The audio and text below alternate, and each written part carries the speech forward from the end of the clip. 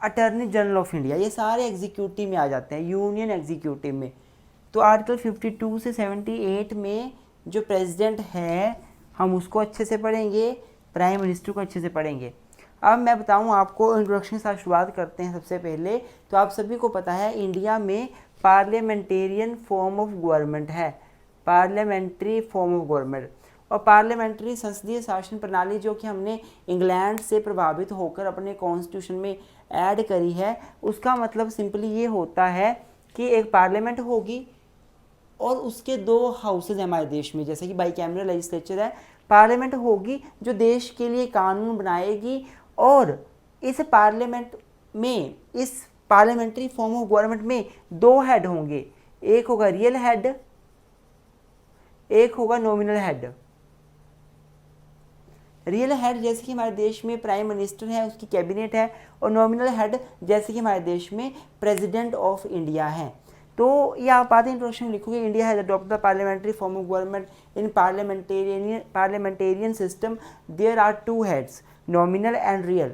In India real head is prime minister and his council of minister और cabinet, and nominal head is the president of India. ऐसी बातें आप लिखोगे तभी तो प्रेसिडेंट आया। अब बेसिकली आर्टिकल 79 पढ़ लो आप, तो 79 में बोला हुआ है कि पार्लियामेंट कैसे बनती है, लोकसभा, राज्यसभा और प्रेसिडेंट के साथ मिलकर, ये तीन ऑर्गन होते हैं पार्लियामेंट के। ये सारी बातें आप इंट्रोडक्शन में लिखोगे, क्योंकि आपको आंसर तभी शुरुआत करनी है अपनी। नाउ प्रेसिडेंट के ऊपर आते हैं, तो आर्टिकल 52 साफ साफ बोलता है कि there shall be president of India. Word shall use किया गया है, कंपलसरी है। There shall be president of India, India में प्रेसिडेंट होगा ही होगा। वहीं पे आर्टिकल 53 बोलता है, अब प्रेसिडेंट शुरू कर दिया हमने, इंट्रोडक्टरी पार्ट खत्म हो गया। क्या क्या आप इंट्रोडक्शन में लिखोगे, now I am coming on president, कि प्रेसिडेंट में कैसे है कि article 52 says that there shall be president of India, and article 53 says that president shall be head of union executive. President है वो यूनियन एग्जीक्यूटिव की हेड हैं, जो सेंटर का एग्जेक्टिव ऑर्गन है। गवर्नमेंट के तीन ऑर्गन है ना, लेजिस्लेचर, जुडिशरी, एग्जेक्टिव। तो एग्जेक्टिव का जो हेड है वो प्रेसिडेंट, आर्टिकल 53 बोलता है, और इसके पास पावर है कि सारी एग्जीक्यूटिव का काम ये खुद करते हैं। नाउ एग्जीक्यूटिव पावर का मतलब होता क्या है, मैंने आपको बोला कि प्रेसिडेंट के पास एग्जीक्यूटिव पावर्स है। तो एग्जीक्यूटिव पावर होती क्या है, तो एग्जीक्यूटिव पावर बेसिकली हमारे कॉन्स्टिट्यूशन में कहीं भी डिफाइन नहीं है, बट जनरली एग्जीक्यूटिव पावर का मतलब होता है, आर्टिकल 73 में क्या लिखा हुआ है कि executive power of the union shall extend to the matter in respect of which parliament has power to make laws. Simple, जिन मुद्दों के ऊपर पार्लियामेंट कानून बना सकती है उन पॉइंट्स पर प्रेसिडेंट के पास एग्जेक्टिव पावर है, प्रेसिडेंट उन कानूनों को एग्जीक्यूट भी कर सकते हैं। जिन कानूनों के ऊपर पार्लियामेंट कानून बना सकती है, जिन मुद्दों के ऊपर, जिन पॉइंट्स के ऊपर, एग्जेक्टिव पावर उन सभी पॉइंट्स पे एक्सटेंड करेगी। अर्थात जिन पॉइंट्स पे पार्लियामेंट कानून बना पाएगी उन पॉइंट्स पे प्रेसिडेंट की एग्जेक्टिव पावर एक्सटेंड करेगी, प्रेसिडेंट लॉ भी बना सकते हैं। देखो आप समझने की कोशिश करो ना, ऑर्गन है गवर्नमेंट के तीन, एक लेजिस्लेचर, एक एग्जीक्यूटिव, एक जुडिशरी। लेजिस्लेचर लॉ बनाती है, एग्जीक्यूटिव लॉ को एग्जीक्यूट करती है, जुडिशरी लॉ को इंटरप्रेट करती है, और लॉ का प्रोटेक्शन भी इसको माना जाता है। तो लेजिस्लेटिव पावर का मतलब है law making power, executive power का मतलब है उन सभी लॉज को एग्जीक्यूट करना जिस पे पार्लियामेंट लॉ बना सकती है। ये तो लिखा हुआ है कि एग्जीक्यूटिव पावर का मतलब है या उन मैटर्स पे एक्सटेंड करती है जिन मैटर्स पे पार्लियामेंट कानून बना सकती है। वेरी सिंपल, यही बात यहाँ पे लिखी हुई है। आई होप आपको समझ आ रहा होगा। तो ये बातें आप लिखोगे, केस हुआ था इसमें बड़ा महत्वपूर्ण। देखो प्रेसिडेंट के टॉपिक में मिलके 2 या 3 केसेस होंगे बड़ी मुश्किल से, तो ये केस आपने याद करना है। Ram Jawaya Kapur versus state of Punjab, Ram Jawaya Kapur versus state of Punjab 1955 supreme court. इस केस में ऑनरेबल सुप्रीम कोर्ट ने साफ साफ कहा कि एग्जीक्यूटिव पावर का मतलब है powers other than legislative and judicial power. अगर गवर्नमेंट की लेजिस्लेटिव पावर को निकाल दो, जुडिशियल पावर को निकाल दो, तो जो पावर बचेंगी वो एग्जेक्टिव पावर होंगी। ये रामचपाया कपूर में सुप्रीम कोर्ट ने बोला है। इस केस को बुक सेलर केस भी बोलते हैं।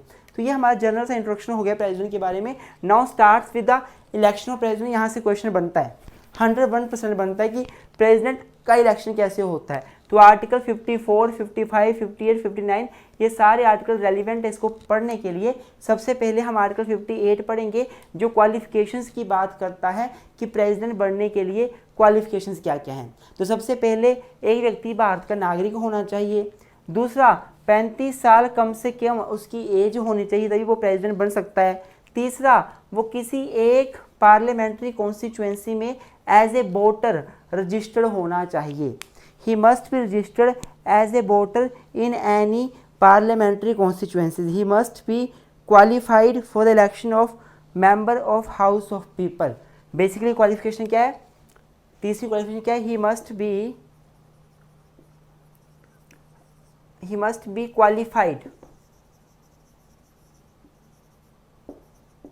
to be a member of either house of to be member of Lok Sabha.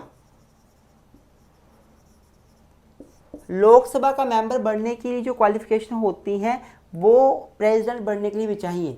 और लोकसभा बनने के लिए मेन क्वालिफिकेशन जो होती है वो ये होती है कि पर्सन किसी पार्लियामेंट्री कॉन्स्टिट्यूएंसी में एज ए वोटर रजिस्टर्ड हो, वो वोट देता हो अपना। मैं पूरे इंडिया में कहीं से भी इलेक्शन लड़ूं पर मेरा अपना एक वोट होना चाहिए, चाहे वो हिमाचल प्रदेश में किसी पर्टिकुलर कॉन्स्टिट्यूएंसी से है। अर्थात यहाँ पे लिखा हो कि प्रेसिडेंट के इलेक्शन में आर्टिकल 58 के हिसाब से भारत का नागरिक वो व्यक्ति होना चाहिए, ये क्वालिफिकेशन है। 35 साल या उससे ज़्यादा उसकी एज होनी चाहिए। तीसरा वो लोकसभा का मेंबर बनने के लिए क्वालिफाइड होना चाहिए, जिसका मतलब ये है कि he must be registered as a voter in any parliamentary constituency. And last है वो ऑफिस ऑफ प्रॉफिट होल्ड नहीं करता हो। ऑफिस ऑफ प्रॉफिट कोई सरकारी जॉब कोई स्टेट गवर्नमेंट के अंदर, सेंट्रल गवर्नमेंट के अंदर, लोकल अथॉरिटी के अंदर ऑफिस ऑफ प्रॉफिट वो होल्ड नहीं करता हो। यहाँ पे एक नोट बता दूँ आपको कि अगर व्यक्ति खुद पहले से प्रेसिडेंट है, पहले से गवर्नर है, कोई मिनिस्टर है, तो उसको ऑफिस ऑफ प्रॉफिट नहीं माना जाता। अर्थात एक प्रेसिडेंट द्वारा से प्रेसिडेंट का इलेक्शन लड़ सकता है, एक गवर्नर प्रेसिडेंट का इलेक्शन फाइट कर सकता है, कोई मिनिस्टर प्रेसिडेंट का इलेक्शन फाइट कर सकता है। और कोई पर्सन गवर्नर है, प्रेसिडेंट है या कोई वाइस प्रेसिडेंट है तो वो ऑफिस ऑफ प्रॉफिट नहीं माना जाता as per this article 58। 59 article बोलता है condition of president's office. President के ऑफिस के लिए सबसे महत्वपूर्ण कंडीशन क्या है, सेक्शन आर्टिकल 59 में बताई हुई वो ये है कि एक व्यक्ति 2 हाउसेस का मेंबर नहीं हो सकता। President can not be member of either house. President जो है वो लोकसभा या राज्यसभा का मेंबर नहीं हो सकता। आर्टिकल 59 साफ साफ बोलता है, मैं आपको बता दूँ, आर्टिकल 59 बोलता है कि president can't be a member of either house of parliament और house of state legislature. Parliament या स्टेट लेजिस्लेचर का किसी भी हाउस का प्रेसिडेंट मेंबर नहीं हो सकता। स्टूडेंट्स एक बात ध्यान दो, यहाँ पे प्रेसिडेंट वैसे तो आपको पता है लोकसभा राज्यसभा को मिला के पार्लियामेंट बनती है, आपको पता है आर्टिकल 17 आगे पढ़ेंगे हम लोग। बेशक प्रेसिडेंट इंटीग्रल पार्ट है लोकसभा राज्यसभा के साथ पार्लियामेंट का, पर वो किसी हाउस का मेंबर नहीं हो सकता। बेशक यहाँ लिखा हुआ है कि प्रेसिडेंट बनने के लिए आपको लोकसभा की जो क्वालिफिकेशन है वो भी एक्वायर करनी पड़ेगी, वो ठीक है, पर वो किसी हाउस का मेंबर नहीं हो सकता। मतलब अगर एक व्यक्ति लोकसभा का मेंबर है, प्रेसिडेंट बन जाता है तो लोकसभा मेंबरशिप उसकी खत्म हो जाएगी, वो प्रेसिडेंट ही रहेगा। प्रेसिडेंट 2 हाउसेस का, प्रेसिडेंट किसी भी हाउस का मेंबर नहीं हो सकता। This is what article 59 says. Now ये तो हो गया क्वालिफिकेशन और साथ में कंडीशन। अब हम पढ़ेंगे प्रेसिडेंट का इलेक्शन कैसे होता है। तो स्टूडेंट्स अब अगर मैं प्रेसिडेंट के इलेक्शन की बात करूं तो हमने प्रेसिडेंट के इलेक्शन के लिए क्वालिफिकेशंस को देखा, कंडीशंस को देखा। अब हम पढ़ेंगे प्रेसिडेंट के इलेक्शन में कौन पार्टिसिपेट करता है, इलेक्शन होता कैसे है, प्रेसिडेंट के इलेक्शन में वोट कौन डालता है। तो सेक्शन आर्टिकल हो यहाँ पे आर्टिकल 54 अगर आप पढ़ेंगे तो आर्टिकल 54 में आर्टिकल लिखोगे आप इसको आर्टिकल ARTICLE। आर्टिकल 54 बात करता है इलेक्टोरल कॉलेज के बारे में। इलेक्टोरल कॉलेज मतलब वो लोगों का समूह जो प्रेसिडेंट के इलेक्शन में पार्टिसिपेट करते हैं। तो आर्टिकल 54 बोलता है कि इलेक्टोरल कॉलेज में कौन कौन आएगा, जो इलेक्शन में भाग लेगा, जो प्रेसिडेंट के इलेक्शन में वोट डालेगा, वो कौन कौन होगा? Number 1 elected member of both house of parliament. House of parliament Lok Sabha है, राज्यसभा है। लोकसभा राज्यसभा के elected member, nominated member president के इलेक्शन में पार्टिसिपेट नहीं करेंगे। केवल और केवल जो इलेक्टेड मेंबर हैं लोकसभा के और केवल जो इलेक्टेड मेंबर राज्यसभा के वही पार्टिसिपेट करेंगे। Second elected member of state legislative assemblies. हमें पता है हमारे इंडिया में जैसे सेंटर में गवर्नमेंट है वैसे स्टेट्स में गवर्नमेंट भी है। स्टेट में भी लेजिस्लेटिव असेंबली होती है, लेजिस्लेटिव काउंसिल भी होती है कुछ स्टेट्स में। तो केवल लेजिस्लेटिव असेंबली के जो इलेक्टेड मेंबर हैं वही पार्टिसिपेट करेंगे। अर्थात केवल और केवल इलेक्टेड मेंबर प्रेसिडेंट के इलेक्शन में वोट डाल रहे हैं, नॉमिनेटेड मेंबर वोट नहीं डाल रहे। 17वीं अमेंडमेंट के जरिए 1992 में क्या बोला गया था कि दिल्ली और पौंडीचेरी ये दोनों यूनियन टेरिटरीज हैं, स्टेट असेंबलीज नहीं है। इनमें यूनियन टेरिटरी है ये दोनों और इनमें लेजिस्लेचर है। ये दोनों भी प्रेसिडेंट के इलेक्शन में पार्टिसिपेट करेंगी। इन दोनों असेंबली के इलेक्टेड मेंबर भी प्रेसिडेंट के इलेक्शन में पार्टिसिपेट करेंगे, चाहे ये स्टेट नहीं है।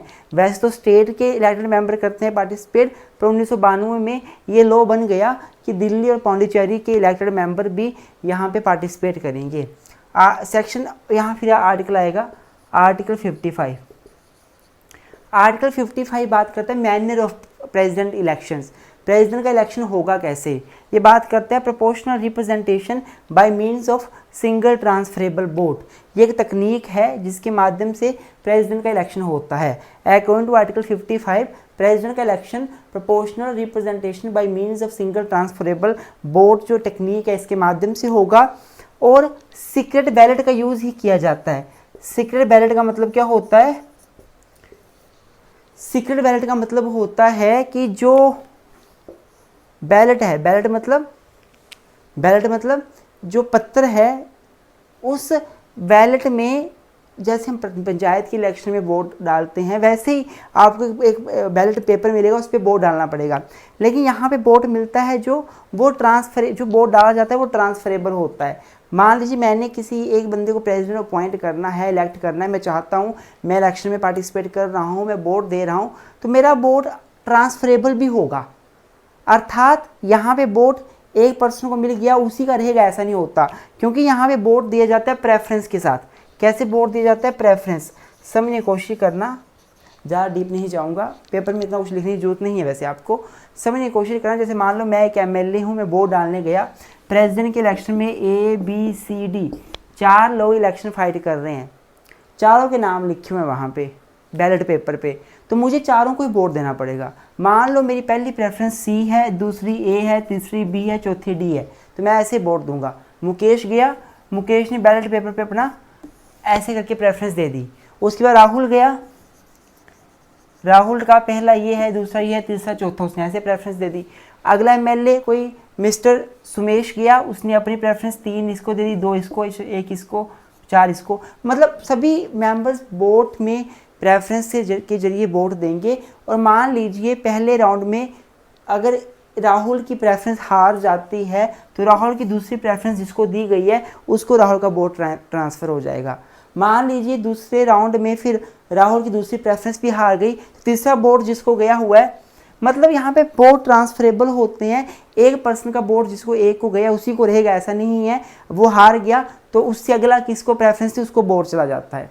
आई होप आपको ये समझ आ गया मैं क्या बोलना चाहता हूँ। This is proportional representation by means of single transferable vote.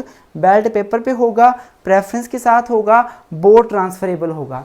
Now value of vote of MLA and value of vote of MP, this is very very important. जब प्रेसिडेंट का इलेक्शन होता है तो वोटों की संख्या लाखों में होती है। एक MLA की वोट की संख्या एक नहीं होती, एक MLA की वोट की संख्या लाखों में होती है। कैसे? ये जो मेथड है, ये जो फॉर्मूला है वो पेपर में आप लिख कर आओगे कि जो MLA है उसकी वोट की संख्या कैसे निकलेगी। एक वोट की संख्या टोटल पॉपुलेशन ऑफ स्टेट, जिस स्टेट का वो MLA उसकी total population, number divided by total number of elected member of state legislative assembly. जिस स्टेट का वो MLA है उसमें टोटल इलेक्टेड मेंबर कितने हैं वो इंटू 1/1000। ये पूरा आप कैलकुलेशन करोगे। सपोज एक स्टेट की पॉपुलेशन जो है वो 68,000 है। टोटल उसमें MLA की संख्या 12 है और 1/1000 से गुणा करेंगे, जो भी बनेगा ये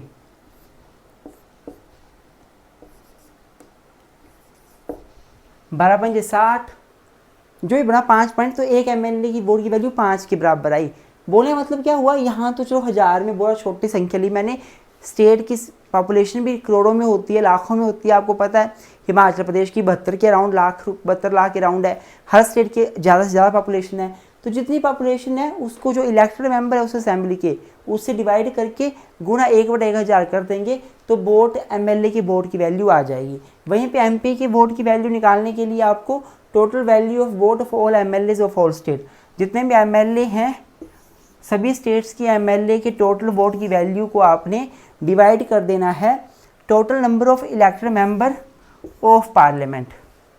हमारे देश में पार्लियामेंट है, लोकसभा उसमें हाउस है, राज्यसभा उसमें हाउस है, उनमें कुछ इलेक्टेड मेंबर है। लोकसभा में इलेक्टेड मेंबर है